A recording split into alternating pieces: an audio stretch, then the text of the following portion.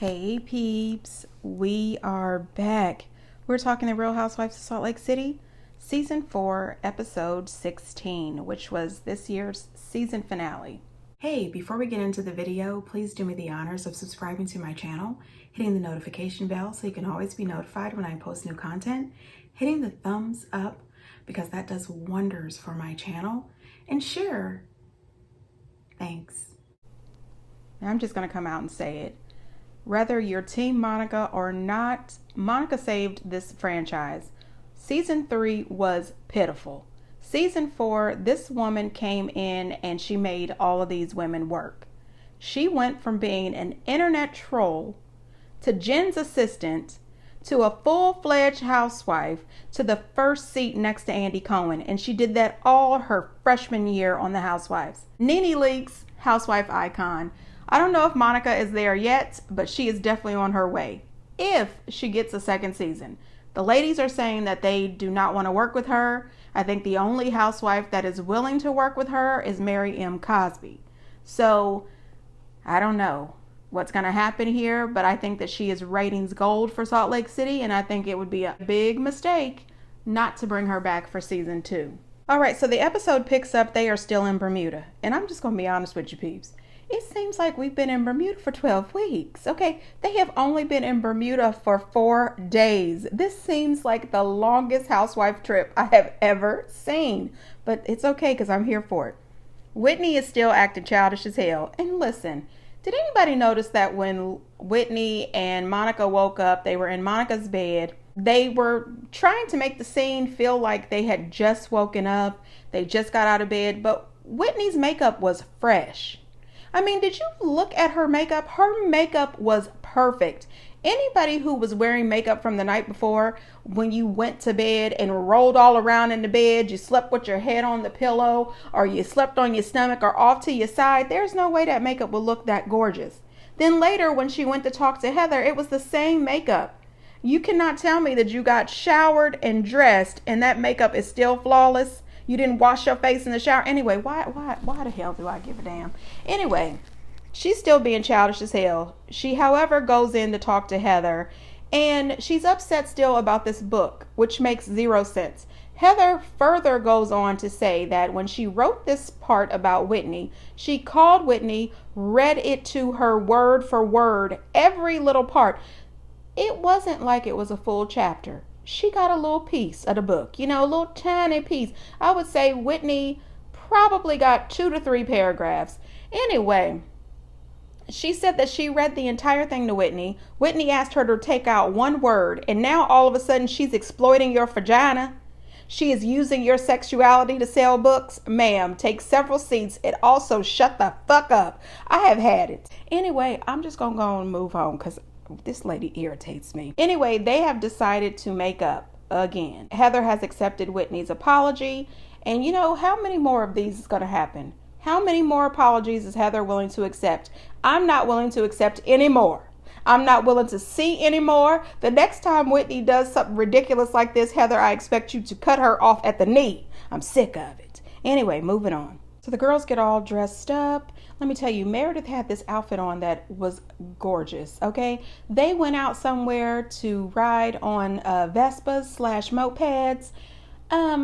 It was real cute. Her outfit was adorable. I love the pants. I would love to know who makes these pants. I'm pretty sure they're probably $600 and I can't afford them, but I love those pants, the jacket, the whole ensemble. Anyway, it turns out that even though Heather says Meredith hasn't driven since '88, and when production asked her when's the last time she drove, she had no clue. She was still able to drive her Vespa better than Monica was able to drive hers. Monica was doing so bad with her Vespa that the people who own the damn Vespas told her she could not leave until she got a little bit better at this. Anyway, they ended up taking a beautiful drive. Bermuda is a gorgeous place. I tell you what, peeps, I would love to go there. Love to go there. Anyway, they had a great time out there on these Vespas. Then they went and did a little shopping. Somehow Heather, Angie, and Monica ended up breaking up and going shopping together. Now, Angie had been talking about how excited she was about going shopping. Oh my gosh, we're going to go shopping. We're going to ride these Vespas. You know, she's seen visions of bags. Okay, she was going to be buying bags and bags of stuff.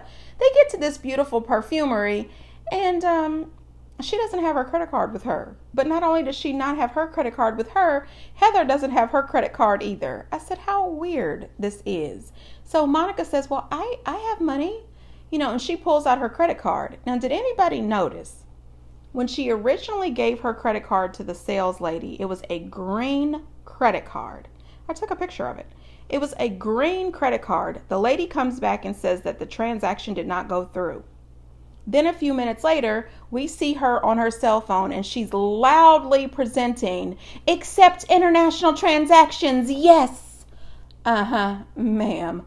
Who the fuck are you fooling? Because right after that, she gives the lady a white and green Chime credit card.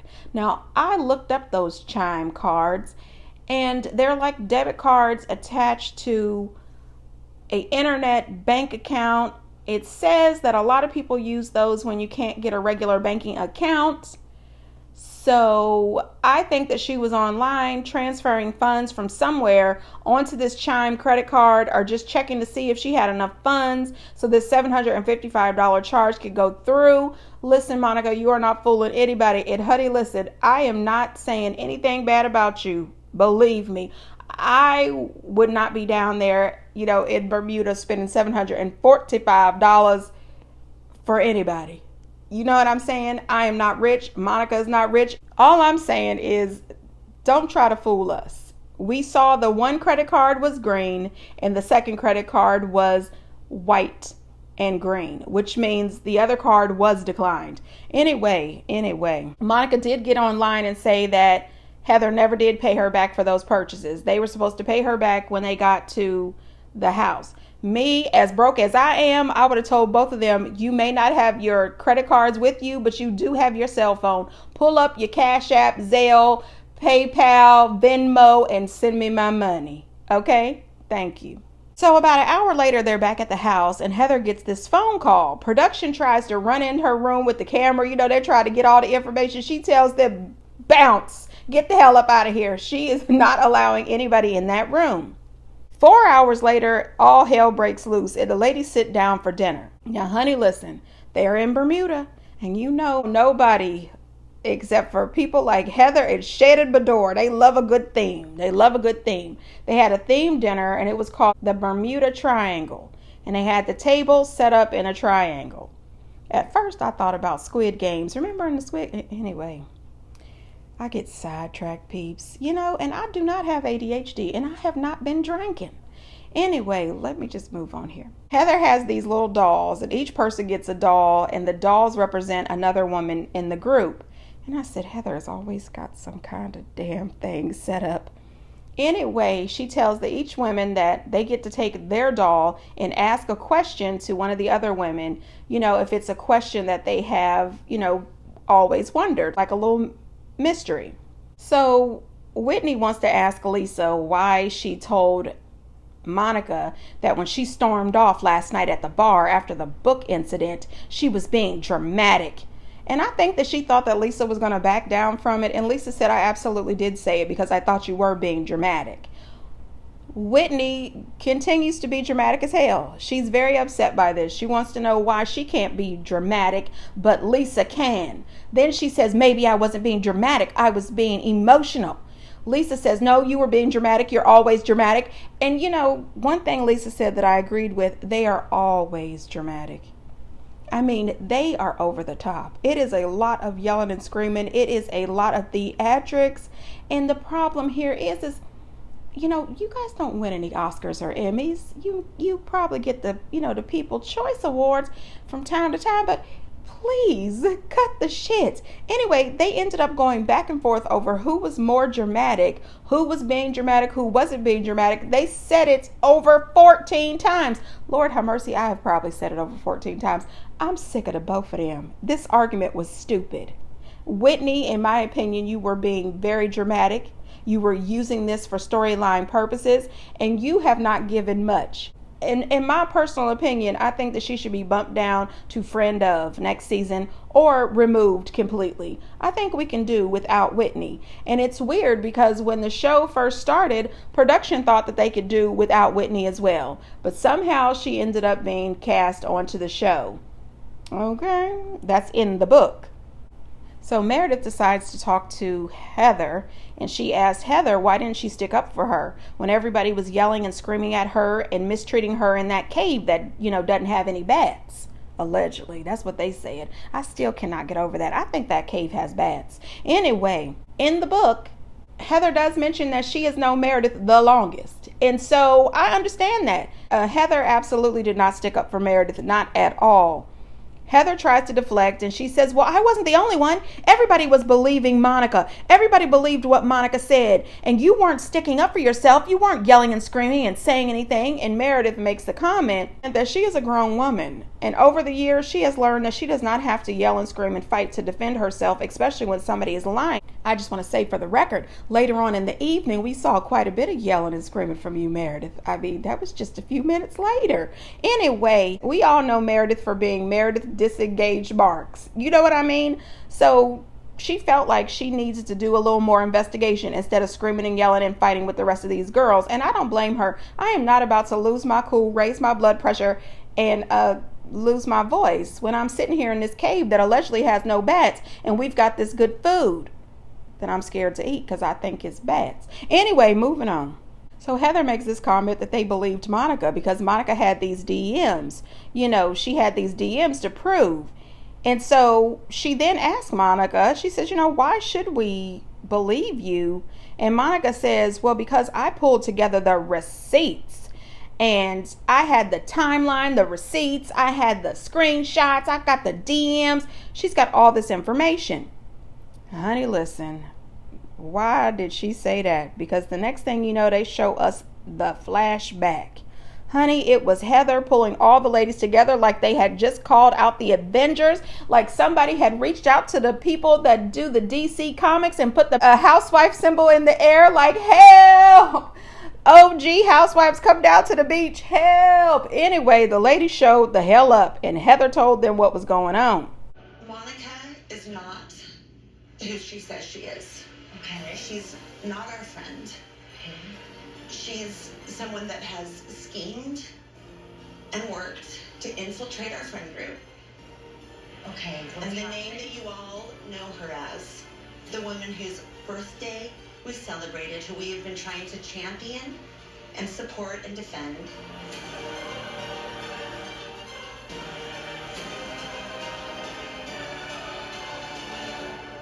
Is Reality Von Tease. No. What? No. Honey, now listen. Did you see the faces? Did you see the faces? They were completely shocked. Meredith was like, I can't believe this. I just can't believe this. And did anybody notice that she had that shawl or blanket wrapped around her? I said, Meredith cannot get warm no matter where she goes. I need them to get this woman some iron quick. Anyway, so it turns out that Monica is Reality Von Tease. So here's the breakdown. Heather tells the girls that she met Monica through her hairstylist, Tanisha. Tanisha knew all about Monica and the Reality Von Tease Instagram account. However, Tanisha never told Heather any of this information. She says that she started getting concerned about Monica because things were starting to get a little weird. She said that she had called over to Beauty Lab because she wanted to get a gift card to give Monica, for her birthday to Beauty Lab and some Beauty Lab services. But when she called over there, her partner looked Monica up and found out that Monica was in their system 3 times. Same birth date, same first name, different last names. And she found out that one of those still owed her money. She had never paid her bill at the Beauty Lab. Then she said when they were walking out on the beach, Monica made that comment that she is somebody that she would send DMs like that. They also thought it was really weird that when they went to the dinner at the cave that allegedly has no beds, that when she got there, Monica said that just 40 minutes before dinner, she got another DM about Angie. They thought that was weird as well. So when Heather got back, she called Tanisha and asked Tanisha more questions about Monica. Tanisha gets, some conscience about herself and decides to tell her everything. So at that point, Heather jumps on the phone and calls some other people that she knows to have them dig into it to find out some more information. And that's when she gets the call at the hotel and she finds out that it really is Monica, who is Reality Von Tease. So she also found out that all those videos that we've seen of Jen mistreating her employees and screaming and yelling at people, those videos were dropped by Monica. Monica filmed all of those videos. Now, at some point, you see Lisa Barlow screaming at Monica, saying that she was driving past Jen's house. And Monica says that's not true, but it is. Because some blogger found a video of her in her car driving past Jen Shah's house. That is real crazy. That is real crazy. They found out that Monica was being friendly and cozying up to Jen online. Then she was also trolling Jen on this Reality Von Tease site. Then she got hired by Jen. Then she helped report Jen to the FBI or the IRS or whoever. Then she ended up somehow getting on the show. And my thought is this: does the production or the people who hired her, did they know all along that she was Reality Von Tease? Did she tell them that she was Reality Von Tease? How were you able to get this close to production and get on this show? I really would love to know that. So when Heather confronts her, at first she says that she wasn't Reality Von Tease. Then she says, well, not entirely. So according to her, she says that she only participated in the information trying to ruin Jen because she can't stand Jen. She thinks Jen's this horrible person, but that there were other people who were also working on the site. Now, this is something that I can't believe. There are a lot of Instagram blogs or, different sites, and they have more than one person running those sites, but it's still weird. So if you were only working on the part to just destroy Jen and call her out for her crime and for her mistreatment of employees, when you got on the show, when you decided that you could be friends with Heather or Meredith, why didn't you tell them that you were a part of that site and explain to them that you only worked on the site on the Jen stories, not any of the other stories that were claiming that they were, disgusting people and putting all their business out there? I also noticed that throughout this entire dinner, nobody ever looked over and said, Meredith, I'm sorry. Lisa was sitting right next to Meredith. She didn't turn around and say, Meredith, I owe you a huge apology. Angie didn't offer Meredith an apology. No one apologized to Meredith Marks. And I think that's disgusting. Every last one of those women at that table owed that woman an apology. Also, did anybody wonder why Angie wasn't invited down to the beach with the rest of the girls? I don't know if she wasn't invited down to the beach because she's not a part of the OG Housewives, she's not a core member of the group, or if because maybe they knew that Angie had liked some of the comments. I don't know. You're Reality Von Tease. I have the facts to prove it, and I have text from your phone number. Wait, you what? say, I am Reality Von Tease. I'm applying to be friends with these girls. Are you as lying? Reality Von Tease. I You want to see the right now. receipts? Yeah, I would love to see Oh my it gosh, right guess now. how you know I'm telling the truth? I have your perfect formula. Receipts, proof, timeline, screenshots, everything to prove that you are a bully and a troll. That is bullshit. That was never my account. You're done. You're not even listening to You anything infiltrated I'm this friend group. You're You not. sought out Jen Shah on social media. And then kidding? you worked That for is her. not what as happened a blonde at named all. Monica Fowler. And then you got caught on security footage in Meredith's store when stole the clutch. That was is me. you and I your didn't blonde. You have a steal- different. You came to Beauty Lab. You were in my store, Monica. It is on my security footage. I didn't say I wasn't in your store. I didn't steal from you. I'm not accusing you of stealing, but listen, this is the first time I have been here. This is so cute. I've never been here. Oh my gosh. And you were doing drive-by Jen Shah's house. Are you serious right now? Yes, you used to do drive-bys. You're ever dumb fucking call me that. Shut the up. I did not troll any Yes, of you you. did. You guys are not listening. Von Teese was never just one person. It wasn't just me. There were several other humans involved, but bottom line, our mission was to take down Jen. The other women were just collateral damage. None of that None of that Angie, don't watch that yourself. Watch yourself. I'm not even kidding. Angie, let's talk about your involvement. Let's talk about how you're involved with reality Montes. Let's go there then. If you want to be a to me, I'll out your ass. Laughing at your stories. Pay the IRS. Go pay your IRS. I'm rich. Go ahead. Throw it, you class. Show it down. So stupid. You're honestly so stupid and loser. You know, you dumb old piece of leather rubbery bitch, Donald Trump hands. Shut the up. I ate every day for her. I felt like I had to lie to protect her. For the fact that she gave me a black eye. What? Now, honey, listen, Angie should have just stayed quiet over there, especially when you find out that you were commenting, making comments, hearts emojis, laughing emojis. You thought it was hilarious when she was going after these girls. I think you should have been quiet. Her jumping up, screaming and hollering, and then grabbing those flowers. You know, I don't condone violence, but I have a feeling that Monica would have whooped her ass. I have a feeling that Monica would have also whooped Lisa Barlow's ass. Everybody calm down and stay in your seats. That's all I'm saying. Monica goes screaming at Angie to go pay the IRS. Go pay your bills. Angie is screaming and hollering that she is rich. Girl, if you would have threw that vase at Monica, you would have been a lot less rich. I'm just saying, sit down. One thing I also noticed throughout all that yelling and screaming, Monica didn't cry once. I said, wait a minute, we have seen several episodes of you and the girls getting into it and you were crying hysterically, but not this time. She sat there and took everything they dished out and gave back more. She didn't cry. I said, well, shit. You know, they were coming for her guns a-blazes and she was ready for every bit of it.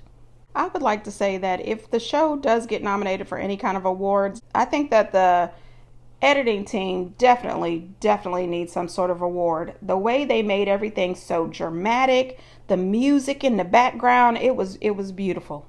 Heather standing up and making that speech about Jen Shaw blacking her eye. I just, we all thought that. We all thought that throughout this whole time on the show. But it kind of pissed me off because Heather, you're a grown woman who is independent and smart and the mother of children.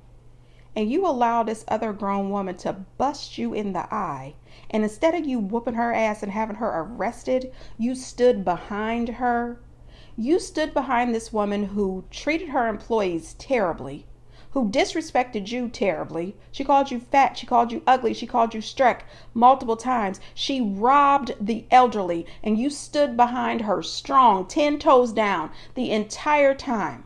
However, you are completely devastated and angry at Monica for trolling that same woman online and, throwing you guys in a little bit too. I can understand being angry and ticked off about her slandering you guys, but not the whole Jen thing. I mean, seriously, there is no way in hell I'm going to stand behind a friend who has robbed the elderly, disrespect her employees, and then called me fat. But on top of that, she bust me in my damn eye. No, ma'am. No, ma'am. When everybody woke up that next morning, it would have been from the ambulance and the police. It would have been from me calling you from jail saying, hey, can you bail me out because I whooped that bitch's ass. That's how I would have spoke. Because at that point, Jen would have absolutely been a bitch. You don't put your hands on me, ma'am. No, ma'am. So listen, honey, the computer and the internet work in prison. Jen Shaw gets on her Instagram and she posts, bravo. If I punched Heather in the eye, you guys would have footage to prove it. It's clear the show can't live without me since I was brought up at the beginning, middle, and end of season 4. Andy is still butthurt that I turned down his one-on-one interview. Why would you sit down with someone who gave another cast member a black eye? Next story. Jen, shut the hell up. Those cameras cannot be up and running 24 hours a day. And Andy Cohen would sit down with the devil for a good interview. Girl, go to fuck on. Anyway, at some point, Monica said, even Gossip Girl couldn't stay Gossip Girl forever. I laughed so damn hard. You know, the truth is I didn't watch Gossip Girl when it was on. I watched it years later, and I only made it to like the middle of season 4. It started to get just a little too damn much, a little too ridiculous, a little too boring. But I did find out through my little sister that Dan, was Gossip Girl. And Monica and Dan have a lot in common. That's all I'm going to say. One thing I also thought too, throughout this entire diatribe that Heather was giving about her black eye and trusting Jen and everything, she played the victim really well. I said, girl, sit down. One thing I did appreciate is Heather was the villain, the victim, and the survivor this entire episode. I was here for it. I think that another thing too, I think that because Monica did all that crying throughout the season, the girls probably thought that they were going to kill her with it. You know what I mean? They probably thought, oh, we're going to go in and she's going to be crying and carrying on. And not one tear. Not one. So the security footage. I said, now how did they bring up the security footage right in the middle of this? That Monica was actually at the store with Jen when one of Jen's assistants stole that clutch in Meredith's store. But she was wearing a blonde wig and a mask, so nobody knew who it was. Meredith went out on Twitter and she answered that question. She said, I found out about the security footage at MMPC shortly before the trip. Perhaps now you understand why I stayed calm and quiet, trying to put together the puzzle as accusations were flying. That's understandable. Because remember, on the boat the day before, Meredith said that she was doing her best to try to figure out what was going on. Because everything that Monica was trying to say that Meredith was saying, Monica was actually saying those things. Meredith also tweeted, this has been an insane season. Thank you for live tweeting with me and your endless support. I love my sweet shining diamonds so very much. Just wait for the reunion. We will be addressing a lot of unanswered questions. Because there are a lot, Meredith. Monica did say that there was so much more that she could bring out, and she will. So I'm thinking a lot of information is going to be dropped at the reunion. Now, in the previews for the reunion, you see Monica with this burn book. Well, she went online and said that she is thinking about turning that burn book into an actual book and selling it. Also, Heather being so upset about Monica and this troll account was a little bit funny because she was not concerned about the account at all when Angie H was doing it. This season was so good. It really was. And I'm pretty sure that the rest of the housewives across all of the franchises are thinking to themselves, What the hell we gonna do now? honey, I don't know what y'all gonna do, but y'all have definitely got to up the game. Lisa Barlow also went out online and said, well, you dream of being Blair Waldorf and Serena, but you just have Cheeto-stained fingers and a keyboard. That was a little bit fun. Meredith also said, Bermuda was truly beautiful. Too bad the trip was filled with ugly behavior. That ain't no lie. And honey, listen, Monica got Lisa Barlow all the way together. Did she call her a leather bag, old Trump supporting something ass? I don't know what she said, but that was really crazy. Listen, peeps, get down in the comments and let me know what you think. I am crazy about this particular episode, and I am ready for all 3 parts of this reunion. And I can't wait to find out, is she going to be back next season only being able to film with Mary? Or, are they going to bring in a friend for her? I have no idea, but get down in the comments and let me know what you think. And until next time, bye.